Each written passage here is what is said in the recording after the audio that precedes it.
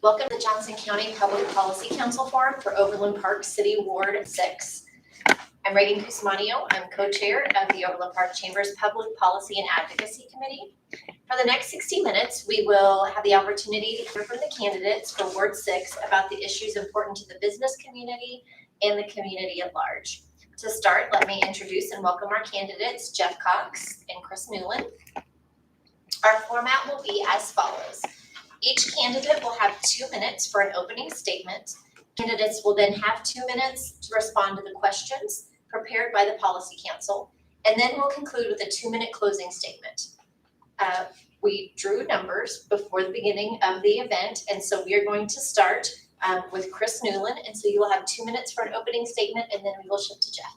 Thank you. Well, thank you to the Chamber for hosting today's forum. My name is Chris Newlin, and it's been an honor and privilege to serve Ward 6 these last 4 years, and I'm looking to be reelected to a second term and continue to serve this community for another 4 years. To reintroduce myself to this community, I've been married to my wife Adrienne of 20 years as of next week. She's a big volunteer at Blue Valley Southwest, where we have 2 boys, Jack, who is a senior actor and will be a filmmaker, studying filmmaking next year at KU, and Max, who is a freshman, who is in the marching band, on the soccer team, and in theater, so it's busy for us.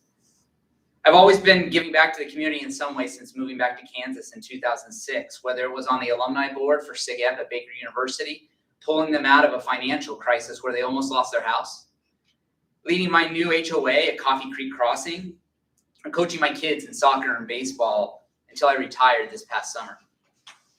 I've also pulled my company into being a member of the Overland Park Chamber to make sure that we're part of building a better community through our business.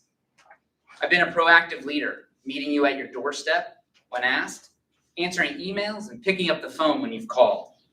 I've had coffee with council member town halls where you've been able to come and discuss what's going on in our community directly with me. I want to continue to provide this leadership for the next 4 years. I've done some great things during this first term. I served as the vice chair of public safety after 1 year, and I currently serve as the vice chair of the finance committee for the last 2 years. And in 2020, I was appointed by the mayor and the city council to lead the first ever mental health task force that led our city in a very important discussion during the pandemic about mental health and how it affects our community. This has brought about fundamental changes to our police force, and it's going to make our community healthier and safer. I want to continue to provide this proactive leadership for the next 4 years and serve this community at the high standard it deserves. Thank you. Jeff, 2 minutes for you. Thank you, and thanks to the Chamber for hosting this forum. A little bit about me and my background. My wife and I grew up about an hour south of here in a small town. I went to the University of Kansas and got a business degree, then moved to the Kansas City area, Johnson County, and began a business career in risk management. We originally lived in Shawnee, so we've lived in Johnson County for about 32 years. We moved to Overland Park, built our home and raised our kids there 20 years ago. It's hard to believe it was 20 years ago, but it was. So I have had a variety of leadership positions, mostly over the last 20 years of my career. I've been a chief operating officer, a chief executive officer. I had my own small firm with about 60 people. So a lot of background in finance, balance sheets, income statements, budgets, management dilemmas, kind of all the things that running an organization involves, whether that's a city or whether that's a private organization. So I have a background there. Sort of get to the point of why I'm running is really just, I think we've reached a point where the city is at a certain size where some of the growing pains start with density, difficult choices. I look at the city that I love, all of Overland Park, especially South Overland Park, Ward 6, and there's some growing pains and we're having some issues with density that we haven't had before. So while I love living here, I probably love it a little less than I did 5 or 10 years ago. So Ward 6 particularly is where the growth is going to come. Managing that density and that growth is going to be key. Some of my neighbors and friends asked me to run. I'm certainly no politician because we felt like it was important to have somebody that really represented the Ward 6 residents as we go into the next 4 or 5 years. Thank you. Thank you. So we're going to start with question number 1, and Jeff, will start with you. The first question is, a recent poll released by the Kansas City Area Home Builders and the Overland Park Chamber Foundation found that 75% of the respondents believe the city is going in the right direction. What is your reaction to this, and do you agree or disagree? So I think we had this question in the last forum, and I opened that with quoting my most beloved professor from KU, who was my stats professor, who said on day one of the class, there's liars, damn liars, and statistics. And I kind of feel the same way about surveys. You ask a question that you want a certain answer to and are likely to get it, and then how scientific is it? So I don't really know how to respond to the accuracy of the survey. We tend to get responses that we want. What I will say is Overland Park is a wonderful place to live. South Overland Park is an even more wonderful place to live. So it's not a matter of, is it a good place to live? The question of, are we headed in the right direction? In some ways, yes. In some ways, no. But the area we're least headed in the right direction is that we are beginning, I believe, to have some projects and developments for the sake of the development itself, and not to improve the area or the quality of the lives of the people who live next to the development. And I could give you a long list of those choices. And Ward 6 is where all of those choices are going to get made over the next 4 years, 10 years, 15 years. And so I want to make sure that as we continue to grow, we do it in a way where we first do no harm to the residents there. We manage density in a way that we protect what's wonderful about Overland Park, particularly South Overland Park. Thank you. Chris, same question for you. Yeah, the surveys are really kind of eye-opening to me because they came out with a positivity factor that we don't see in a lot of cities throughout the metro. And this survey from the chamber, and then the survey that we did with the city, which had even more respondents and went out to even more people, validated each other. And saying that 92% of people are pleased with the quality of life that they have in Overland Park. So to me, that means the city is moving in the right direction. But as I always say, nothing is perfect. We are not a perfect society, and we're always trying to do better. And my job is to sit down and look at the issues that we have, diagnose those, and try to think of a way forward and how we make it happen. You have to bring everyone along with you when you do that. You can't just have an idea, spout it out, and not have teams to play with to make it happen. And that's what I've done on the city council for the last 4 years. I've had issues that have come up, and I have systematically worked my way through it to find the votes to make things happen. I've lost. I've won. There are going to be lots of little things that we're going to have to dive into over the next 4 years to make things happen correctly. We're going to have to fix our infrastructure, and we're going to have to fix properly how density is going to work more in the north than in the south, because we can't be dense in the south because we have too many streamways, too many hills, too many things, too many setbacks that actually stop us from having the density that you hear a lot about in the news. It's just not possible like it is in the north. So I think that overall we are moving in the right direction. There are little things that we need to continue to work on, and I will continue to do that these next 4 years. Thank you. We're going to go to question number 2. And Chris, we will start with you. What do you believe are the greatest challenges the city faces over the next 10 years, and how would you address them? The biggest thing is going to be balancing growth and development and making sure we have the infrastructure to meet the needs of this city. We are across this country, known as the greatest place to raise a family. One of the best cities to live in the country. Money Magazine just named us the 7th place to live in the country. That means people want to come here. They want to flock here. Housing prices are at a decent rate compared to the coast. So that's why people want to come here. And that's why we sort of have a little bit of a housing issue starting. But we have to balance that properly. I hear a lot about apartments. Apartments in Ward 6 are not something we have. 100% of the building in the last 2 years is single family homes in Ward 6. We have some on a little bit on Metcalf. We have Blue Hawk. We have a little bit on 135th Street. And we have ones that are possibly going to come that are along 179th Street in the next 5 to 10 years. That's a proper balance with all the single family homes that we have in Ward 6. As far as infrastructure goes, we're gonna have to look at our streets. The north part of this city is having street issues. It's 60 years old, and they're gonna need to be fixed. How we put money in that and how the city would like to fund it, especially the residents and the businesses are gonna have to pay the taxes to make that happen. So do they wanna take that on? Because it's not cheap. Moving to an alternative is going to be expensive, but I do support the Infrastructure Advisory Committee that is being brought upon, and I have some people in Ward 6 who've reached out to me that wanna be on it, that wanna see alternatives done for our street, and I can't wait to see those recommendations come for us so we can see how to fix those things over the next 10 years. Thank you. Jeff, same question for you. Thank you.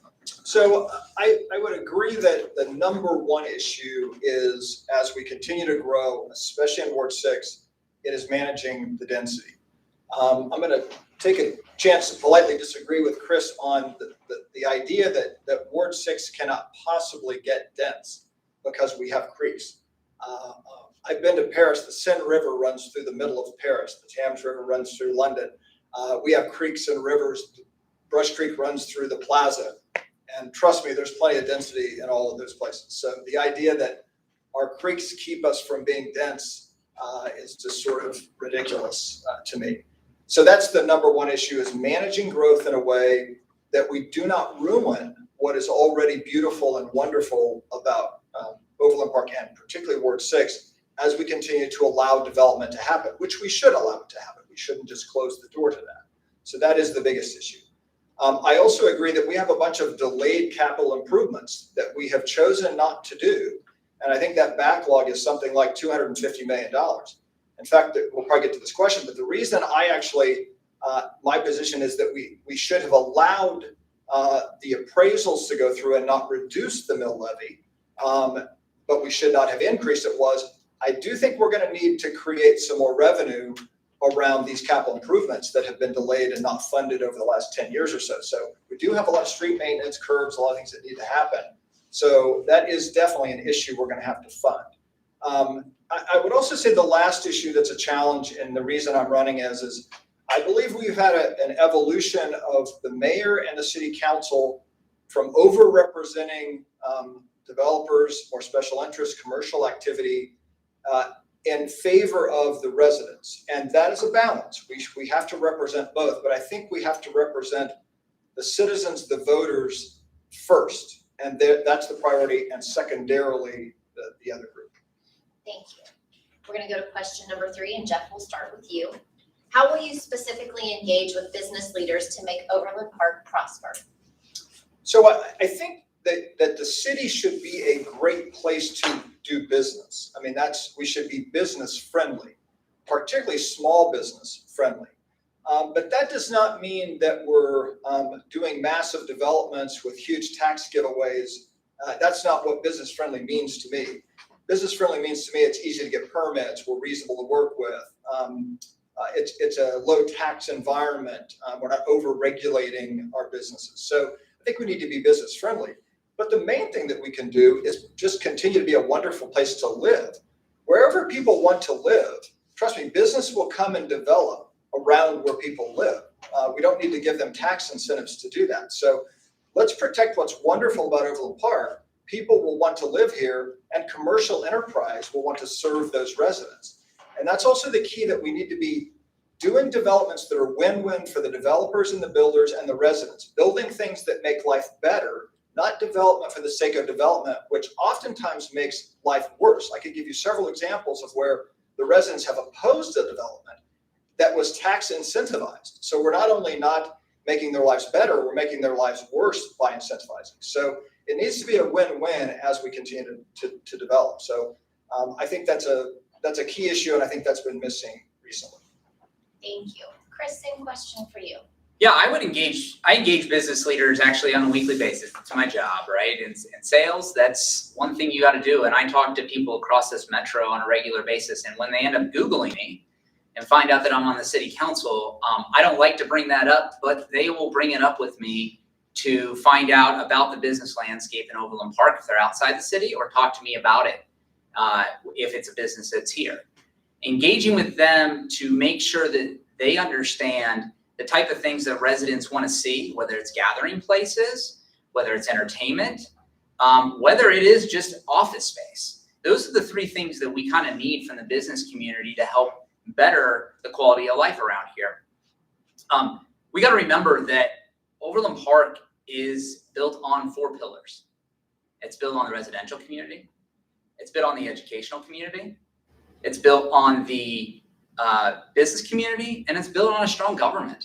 And when those 4 are operating together, we are creating something wonderful and expanding progress forward. The business community needs to have a seat at the table. It is about having a balance, and we shouldn't be giving away the farm to the entire business community, which is something we actually don't do. We engage them because they help keep the taxes low for residents. Businesses are assessed at 2.5 times a residential home.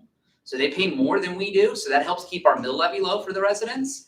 So we need to keep engaging them, bringing business to town, so that can help supplement the low taxes that we pay as residents, and so that we can keep people working in Overland Park so they have lower commutes and have ability to keep that quality of life high. Thank you. We're going to move to question number 4, and Chris, we'll start with you. Overland Park ranks highly in countless community assessments, yet competition with other communities for jobs and quality employers is fierce. What tools would you employ as a council member to ensure Overland Park remains competitive in economic development? Well, the number one thing is to continue to have a great relationship with the state of Kansas. The state of Kansas gives the city the ability to have tools in their tool belt to attract businesses. Not only they give us that ability, they give every city that ability. You know, we do use tax incentives sometimes for stuff, but one thing that the community doesn't understand is that tax incentives in Overland Park are pay as you go. Pay as you go means you have to actually incur the tax, pay the tax, make sure you meet your development agreement, and then you can get rebated for it. And in Overland Park, only 10% of the developments that we do ever qualify or get to city council for any kind of tax abatement or tax incentive. In other communities, it's 30 to 40%. So we don't do that quite as much, but our low tax base has helped us stay competitive. And it's a desired place to be because we have the top talent. Having the education system that we have brings people here because they know they can pick apart people locally who want to stay here in their local community and thrive in their local community. There's a balance to all this. I have not approved every tax incentive that's been in front of me. I watch everything for every dollar, but when we have things that come back for an ROI, where we're going to develop land that's worth $300,000 one year, and the next year it's worth $3.5 million, and every tax entity is going to benefit from it. Tell me one investment that you would not put that into and make that kind of money in 1 year's return. You would do that. So we make good choices, and I would ask anyone to name for me, other than Prairie Fire, one other tax abatement or tax thing that we've done that has failed, because they haven't. Thank you. Same question for you, Jeff. Yeah, so I definitely look at issues around housing, employment, those kinds of issues as regional issues. So the idea that we would be in a war with Leawood or Olathe about where somebody put an office building and we would be in a war over tax incentives for that sort of makes no sense. I live in Ward 6.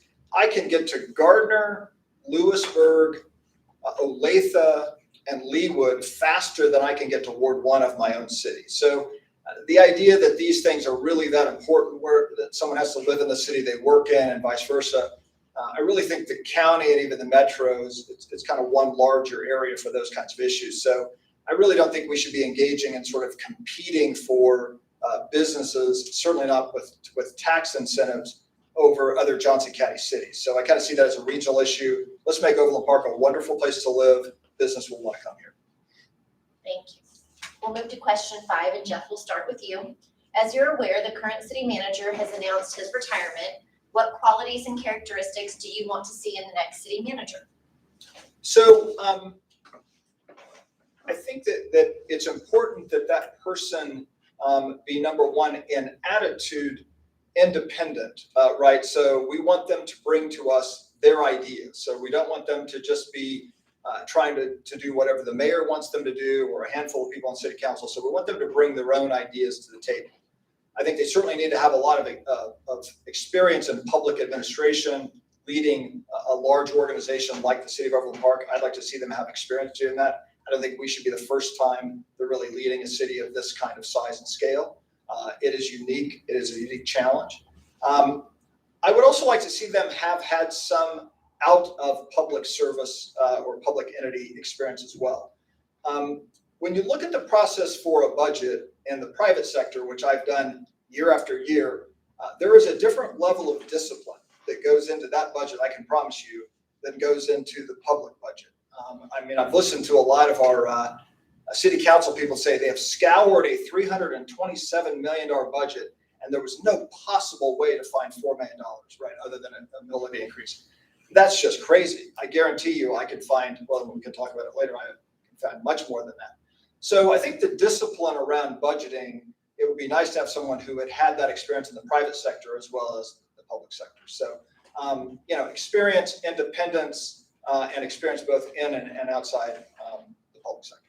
Thank you. Same question for you, Chris. Well, following Bill Ebel to be the next city manager of Overland Park is going to be no easy feat. And it's going to be no easy feat for this council to find that replacement. We have 1,400 employees in the city of Overland Park, and leading an organization of that size is going to take someone who has seen the size of 200,000 person city run before, understands that he or she needs to empower the people below them to do the good things for this community. And they're also going to need to understand the policy making that we do as a council, and how to implement those policies properly. Because that's really what our job is as a council, is we develop policies which the staff implements. But I want to see a true leader, someone who cares about their people, empathetic to their people, empathetic to this community, and understands that what we've done here in Overland Park is not by accident. We've intentionally grown the way we've grown. And we've done things in a proper manner and a slow manner of progress so that we do it right the first time. We don't like to go back and fix mistakes, because when we do it quickly, we do make mistakes sometimes. We like to do it right the first time, and we like to be that shining light on the hill for every city to look up to. So I'm thinking that the next city manager is going to have a tough task to live up to Bill, but they're going to have a strong leadership ability and an ability to really lead a big organization. Thank you. Chris, we're going to start with question number 6. How will you balance the priorities within your ward with those of the city as a whole? Yeah. Well, sometimes I think that it's tough to balance the needs of the north part of Ward 6 and the south part of Ward 6. Ward 6 goes from 135th Street all the way to 199th Street. Once you cross 159th, it's a different world between the two sometimes. And we're really balancing different needs across the way there. But I think one of our jobs is to always look, how do any project that we handle, policy that we implement, not only how it impacts your residents that you're representing, but how it's going to impact everyone else. I, a lot of times, when there's a controversial issue and something that's difficult that I'm curious about, and it's not in my ward, I sit down with the other council members in that ward and I have a conversation. What are you hearing? What is going on? What is happening around this area? Is this a right thing for the community as a whole? And really get an understanding of what the residents in Ward 4, Ward 2, Ward 5 are thinking, so that in my decision-making process, I'm thinking about everyone. I want that same respect from other council members, and they do that. They come and ask me when we're having things in Ward 6 go on, what everyone thinks about it. And I come with ideas and thoughts so that they can make good decisions on the behalf of the residents of Ward 6. It is a tough balance. It is not easy to always make the perfect decision to make everyone happy. but I always take to try to make the best decision to move Overland Park forward and keep it moving at the proper pace. Thank you. Same question for you, Jeff. Thank you. That's a great question. I'm glad you asked that question. So I believe there's a reason that our city government is set up like it is, which is 2 representatives from the different wards. It is an advocacy-based system. So it is my job to represent Ward 6, and it is Ward 1's job to represent Ward 1, right? And so by doing that, if I'm over advocating for Ward 6, there's 11 other votes to disagree with me, and they should prevail. But while I would not want to do something that was just unreasonable and crazy, and I might try to discuss that with my own voters and residents, at the end of the day, they're the only ones that vote for me, and I'm going to represent their interests. And I will tell you, I think that is a problem on the city council now, and I think it's a problem in Ward 6. I think there has been too much considering the aggregate issues of the city and or special interests over Ward 6 voters. That's why I'm in this race, is we had an issue just like that we felt like we did not get represented by our representative on the council for what was a unique Ward 6 issue. I mean, Ward 6 people might want to build an airport in Ward 1, and then the Ward 1, 2, 3, 4, 5 people got to be against that. And Ward 1 people may want to turn the Arboretum into Starlight Theater, but those of us that live next to it in Ward 6 don't. So I will represent Ward 6 voters, the people who vote for me, and I will do so aggressively. Thank you. We're going to go to question 7, and we'll start with you, Jeff.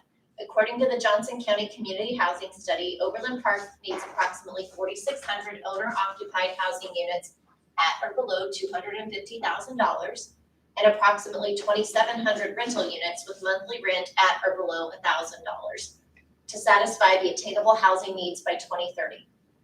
What is your reaction to this finding, and what specific proposals would you bring to the table to support attainable housing goals? So once again, I don't know the source of that, the accuracy of that. Most surveys that are done to get to an end. They are not unbiased. They want to head one direction or the other. I know nothing about that study, its accuracy, who's behind it, any of that. So I will discount that study because I know nothing about it. I also am cautious of questions that become statements. But what I will say is this, is that we should be trying to build housing at various levels of cost, right? And we need to do that with a plan so that the cost at the low end is not dragging down the value at the high end. And so there needs to be a plan where we are creating as many varied housing options as we can, but we first must do no harm to the property values of the people who live in their neighborhood now. So, construction costs are a huge problem, and it is very difficult to have affordable housing at a certain level. And there are certain things that we're not going to be able to fix, including that problem. So I think we've got to have a plan to build a variety of different types of housing so as many people as possible can live in Overland Park, but we've got to do it very carefully so that the lower cost housing that's affordable is not wrecking the home values of the people who already built their homes and live here now. Thank you. Same question for you, Chris. Yeah, the housing study that was done by Johnson County, very thoroughly done throughout this entire county, and really looked at what we can do to provide better housing. And it's a hard thing to do in Overland Park because we're so desired to be here. In Ward 6, I'm proud to say that I supported something that's helping housing. It is single-family homes along 175th and Flum that are going to be rented. And they're going to help bring people in to learn how to do home ownership through rental ability. And that's going to house teachers. That's going to house first responders at a lower price point, but a nice area of town where they can work right here in South Overland Park and enjoy the amenities that we enjoy. I also supported the redevelopment of hotels into one bedroom apartments that will be lower costs, that will help bring people into Overland Park at a lower level, and hopefully do what I did, which was I was an apartment person. I was then a smaller starter home, middle home, and now I'm in my forever home in Ward 6. We have to make lots of different choices. I'm also for changing some zoning when it comes to big lots. And what I mean by that is, I think that a big lot owner, as a property owner, should have the ability to put a second unit on the back. If you've got 3 acres, maybe you put a cottage home back there. Maybe that's for your aging parents. Maybe you want to rent it to help someone out who's having a hard time. We need to look at different ideas throughout this country that have and bring it in. Overland Park, though, doesn't need to solve the entire problem. We do need to work with Johnson County. We need to work with Mark, and this needs to be a metro fix, not just an Overland Park fix. Thank you. We're gonna go on to question 8, and we'll start with you, Chris. Mhm. What elements of Vision Metcalf and Forward OP do you believe are the most important for the future of Overland Park? Thank you for that. I think what's lost a lot, Vision Metcalf is something people forget about.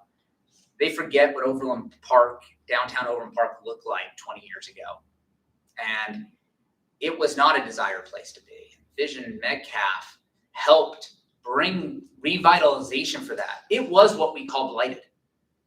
You don't see it today, you don't think it was. No, it was blighted down there. And it needed to be brought up, and it's booming better because of Vision Metcalf and those things that we have put in there. Ford OP, I was lucky enough that 2 weeks after I was on the council, we had our first Ford OP meeting, community meeting, where everyone came together, 700 people at the convention center, to give ideas of what they want to see about Ford OP being a welcoming community, having more event space, having gathering places. And we're taking those ideas and we're putting them out. Ford OP is not a city plan. It is a community plan. It is allowing the community to have a response to what they want and have people come and build it. I think it's a smart way to go. All the things that are in it, from being a welcoming community to understanding the gathering places that we want to see, are something that I know this community really strives for. They want to see better transportation, right? Better transportation that is going to take a massive effort with the metro to make happen. So there's a lot of ideas in there that are good. Ford OP is just getting started. It's such a big overtaking. It is just getting started. We're into the first few years, and I can't wait to see it progress over the next 10. Thank you. Same question for you, Jeff. So I'll just make a comment about the part of those programs that was sort of redeveloping the part around Old Overland Park. I actually think that is the appropriate use for tax incentives, is redevelopment versus greenfield development. I think that's a mixed bag. If you talk to a lot of people that live down there, it's better than it was. You could argue that we may have gone too far on the density along Metcalf right there. There is some disagreement about how to continue to redevelop downtown Overland Park, the farmers market, some of that. So getting that balance right is important. But I will say that's the appropriate use of tax incentives, is kind of semi-blighted or areas that need redevelopment. So I'm in favor of that project. Whether that was the perfect solution, density went too far, different people would disagree on that. As far as listening to the voters, whether that be a formal program or just you as a city council person talking to the people in your ward, that's definitely the right way to go. We need to be asking the residents what they want to make their lives better going forward.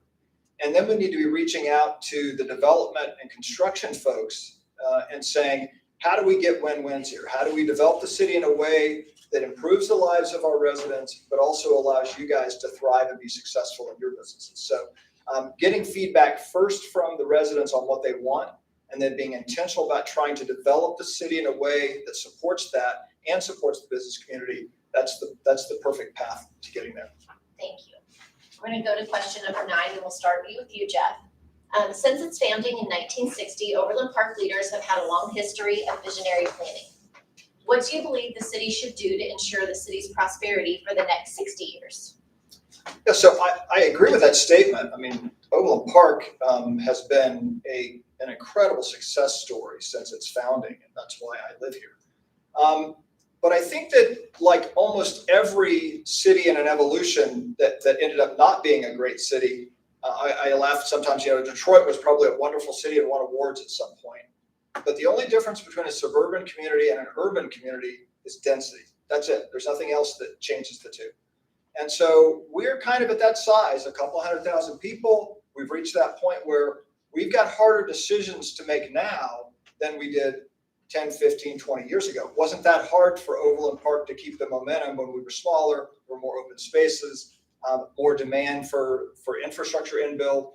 But now we're getting more mature and those choices are more difficult. And so I really think that's the challenge we have is keeping what we love about Overland Park as we continue to grow and enhancing it. But the next 10 years will be way harder than the last 10. So I don't think we want to rest on our laurels. Good surveys, people like it here. We really have a lot of difficult choices to make at our size today going forward. Thank you. Same question for you, Chris. Yeah, I agree that we've had visionary planning. You do not get all the awards that we get on accident. And that takes people having the knowledge of knowing, how do we make this place better? How do we progress slowly and make sure people come along and people want to continue to be here? But we need to keep our foot on the gas. What I've learned about this city is that it's always tried to keep its foot on the gas, but when it slows up, like it did in the 90s, things start to actually go backwards. And we're stuck fixing things, spending money, raising taxes when we don't want to, and things get blighted. We don't want things to get blighted. We don't want things to be ruined. We want things to progress and be better. So we need to keep our foot on the gas, and we need to keep moving forward. I think I have this interesting ability of understanding the needs of what my children want to see and what residents want to see and understand. It's hard to see it when it's the planning stage. But when it comes to fruition, everyone's happy. Take Quivira, for example, between 175th and 159th. For 2 years, people did not understand why it took us 2 years to do it. But the visionary of putting the infrastructure underneath there to go to 4 lanes one day, it's only 2, and then to make it safer by flattening out the hills, it's been open for 3 weeks and everyone loves it. But they didn't see it coming until they started using it. And I think that's what we do in the city really, really well. We have a visionary process, and we usually do the right thing, ends up being the right thing for the long term. Thank you. Chris, we're going to start with question number 10, and you will start.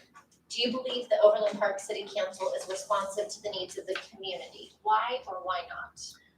Well, 100% I think the city council is responsive to the community.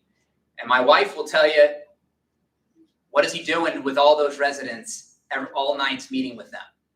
Because I spend a lot of times in people's homes answering their questions, talking to them what's going on. When we had the Arboretum 4 times, I met with residents about what was happening and how it was going on. Yes, I ended up not voting the way that those neighbors wanted, but I voted for what Ward 6 wanted. Because remember, Ward 6 is big. It goes from 135th Street to 199th Street. More people wanted it than didn't want it. I respond to my residents every day. I call them on the phone when they send me an email so I can discuss an issue with them. This past week, we've had a big uproar about the Great Plains dog shelter or animal shelter and possibly us going to a new shelter, and there was an issue going on with that. I got more emails on that than I have in anything else. I looked up every person who sent me an email, and I called every Ward 6 resident personally to tell them what was going on. That's not the first time I've done that. I've done it all the time for 4 years. So to say that I'm responsive, I'm just going to talk about myself. I know I am.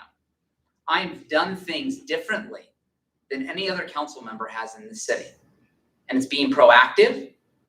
It's by showing up. Even if you're going to spend the time to yell at me, I don't have a problem with that, because that's your right to do it. But I show up every single time, and I will continue to do that as long as I'm on the city council. Thank you. Same question for you, Jeff. So the short answer is no, I don't. And I'll give you a couple of examples of how I think that does not happen. business. I think in most cases, the city council, the mayor, the staff kind of decide what they want to do. And then we share information. This is why I'm skeptical of these polls. We share selective information to get people to say they want the thing that we want to do. I'll give you two examples. The Arboretum. So Chris says that he did what the residents of Ward 6 overwhelmingly wanted, even though the neighbors on either side of it did not want. But you get the answer to the question that you ask. And so if you ask people, do you want to spend $12 million of tax money, 3 years of the mill levy increase, to build an event center that's going to lead to concerts and wedding receptions and traffic and all of this, and we're going to hire another 11 people to staff all of those fun events, and spend $350,000 a year? Or did you ask, do you love the Arboretum and would you like to see it expanded and a visitor center added so that sixth graders can come through and learn about botany? It depends on what question you asked, right? I'm guessing he didn't ask the first question, so he got the answer he wanted. The toll lane. The options that were given in the surveys were 1, $20 million out of pocket, 2, traffic forever, or 3, the toll lane. Door number 4, which is the one everyone wants, is wait 2 years. And we had to, 2 council members had to drag KDOT to a meeting and ask the question, what is the priority of 69 highway expansion in Kansas? Number 1 project. How long do we have to wait to get it done without a toll? 2 years. Did they ask who wants 2 years? So if you ask someone, do you want to hang or be killed by lethal injection? And hanging wins doesn't mean people wanted hanging. If you gave them door number 3, they might have taken that one. Thank you. So we're going to start with our 2-minute closing response, and we will start with you, Jeff. Thank you. And thanks again to the Chamber for hosting us. So, just kind of sum up what I said before. I'm not a politician. I don't want to run for any other office. I'm here because friends and neighbors asked me to run, because we petitioned the city council and our city councilman over an issue that was important to us, and we felt unrepresented, both specifically by our representative, and we felt badly treated by the entire city leadership. Indignant that we would challenge them, not really interested in changing anything, and so we said we want to get more involved. And so I stepped up and said, yes, I will do that. The issue for me really does come down to 2 things. We need city leaders that are elected that represent their voters and their residents first and everybody else second. That is just critical that we change that, not just in my election, the mayoral election and many others. We have outsiders running in every election for this very same reason. And the other is managing the density of Ward 6, which can happen despite the fact that we have creeks. Density is coming to Ward 6 at some level, and it is critical that we have a voice on the council that is going to represent the wishes of the residents of Ward 6, not of developers or even the rest of the city, and that is why I'm running. Thank you. Same question, or sorry, not same question. 2 minutes closing for you, Jeff. Chris. Thank you again to the Chamber for hosting today's event. Serving you in this community has been a pleasure of a lifetime. It's something I truly enjoy doing. We need to keep the 4 pillars of our community to rise above all strong. Residential community, educational community, business community, and our city government. If one of these falls, the Overland Park we know and love will suffer. And those awards we receive, they'll no longer be seen. Community above self is my motto. My family and yours is at the heart of my service for Overland Park. Overland Park is a wonderful place, and I'll do everything I can to make it better. Listening to you and being proactive to your issues will continue to be my approach. Picking up the phone and calling you directly, answering those emails and texts, or meeting you at one of my town halls to understand the issues that we may disagree about. Helping you understand the truth about issues like density and infrastructure and how it works in Ward 6 because of our unique topology. These are things that I provide in my proactive leadership approach. I don't sit on my hands. As Mayor Gerlach will tell you, in his 26 years of service, no other first-term council member has done more to positively impact the city of Overland Park than me. I'm out in front. I want to serve you. So I ask for your vote to re-elect Chris Newlin to the City Council for a second term on November 2nd, and to continue the successful path our city has been on for years. Thank you. Thank you. I'd like to thank everyone for attending and watching online, and I'd like to especially thank our candidates for participating in today's forum. We appreciate your time and your willingness to serve the community. A recording of this event will be posted on our voter education site at votejoco.com. And finally, we encourage everyone to learn about the candidates and vote. Advanced voting in person begins Saturday, October 23rd, and polls will be open Tuesday, November 2nd from 7 a.m. to 7 p.m. Thank you for watching and have a great afternoon. Thanks, Sarah.